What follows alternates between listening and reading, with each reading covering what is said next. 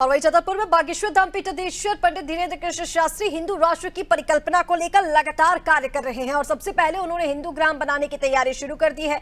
बागेश्वर धाम में हिंदुस्तान का पहला हिंदू ग्राम 2 साल में बनकर तैयार हो जाएगा। तो वहीं पंडित धीरेन्द्र कृष्ण शास्त्री ने बुधवार को कन्या पूजन कर भूमि पूजन करते हुए इसकी आधारशिला रखी। महाराज ने कहा कि हिंदू राष्ट्र का सपना हिंदू घर से ही शुरू होता है। हिंदू परिवार, हिंदू समाज और हिंदू ग्राम बनाने के बाद हिंदू तहसील, हिंदू जिला और हिंदू राज्य बनेगा, तब कहीं जाकर हिंदू राष्ट्र की परिकल्पना पूरी होगी। साथ ही उन्होंने बताया कि धाम में ही 1000 परिवारों का ग्राम तैयार कराया जा रहा है। बागेश्वर धाम जनसेवा समिति सनातन धर्म प्रेमियों को जमीन उपलब्ध कराएगी और इस जमीन पर भवन निर्माण होंगे। यहाँ रहने वालों के लिए कुछ बुनियादी शर्तें भी रखी गई हैं। ये भवन अनुबंध के आधार पर मिलेंगे, जिन्हें मकान की खरीद फरोख्त का अधिकार नहीं होगा, जिसके पीछे कारण बताया गया है कि कई बार लालच में आकर लोग अन्य धर्म के लोगों को मकान बेच देते हैं।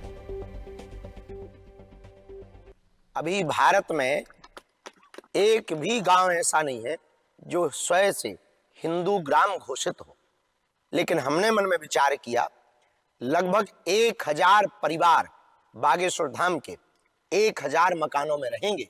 जिस भूमि पर हम लोग बैठे हैं, इस भूमि के आसपास वह 1000 निवासों का निर्माण होगा, जिसके लिए भूमि बागेश्वर धाम जनसेवा समिति से दी जाएगी